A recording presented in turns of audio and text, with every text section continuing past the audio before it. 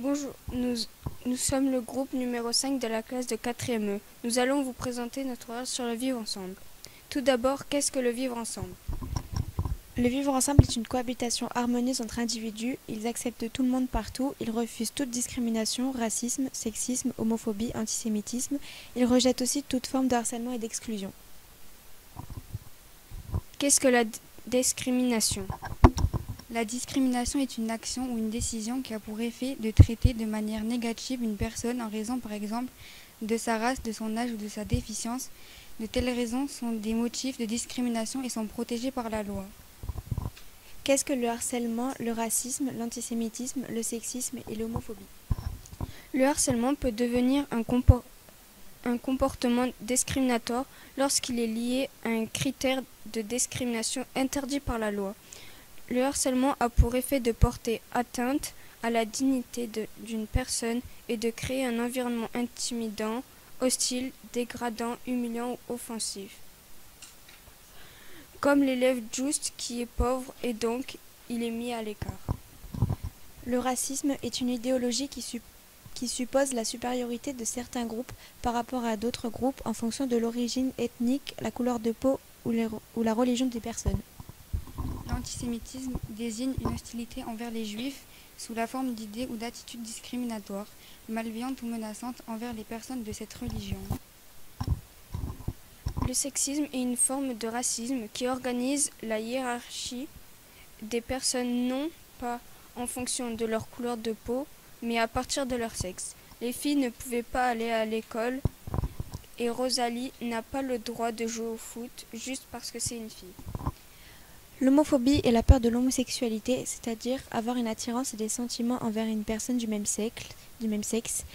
Comme le racisme, l'antisémitisme, elle est une manifestation qui consiste à désigner l'autre comme inférieur, anormal, bizarre ou étrange. Au cours des jours, grâce au professeur Koch, les élèves apprennent présentation du film, une incroyable équipe de Sébastien Grobler. En Allemagne, à la fin du XIXe siècle, un professeur d'anglais, Konrad Koch, venu de Londres, enseigne à ses élèves le football et transmet des valeurs collectives. L'élève Just Bornstedt se fit exclure et harceler par des élèves de sa classe de 4e. Le délégué de classe, Félix Hartung, ne prend pas ses responsabilités de délégué et n'aide pas Just, car ce dernier est de famille modeste, alors que les autres élèves sont de familles de riches.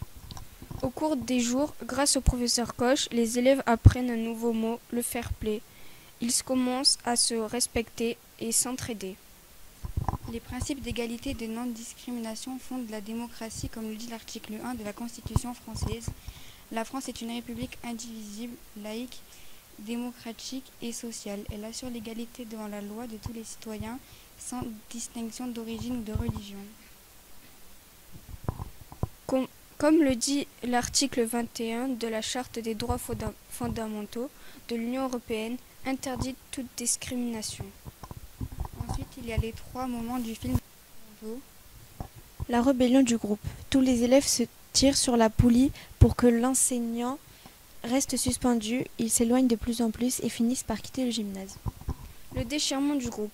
Les élèves sont dans le gymnase et se tiennent alignés pour regarder Koch qui leur montre comment marquer un but. La cohésion, l'engagement dans le vivre ensemble du groupe. Tous sont acceptés. L'évolution de Félix Hartung.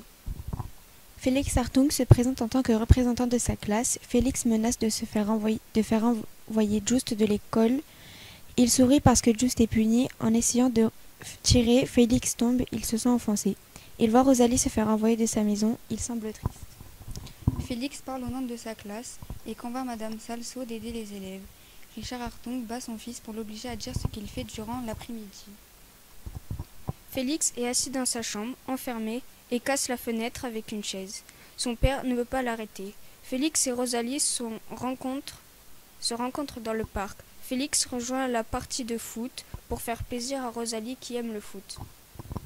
Conclusion. En résumé, le vivre ensemble est interdit le harcèlement, le racisme, le sexisme, l'antisémitisme et l'homophobie. La démocratie assure l'égalité devant la loi de tous les citoyens sans distinction d'origine ou de religion. La lutte contre la discrimination est un des enjeux majeurs dans la construction de l'Europe et ses citoyens. Nous sommes tous différents, mais tous égaux.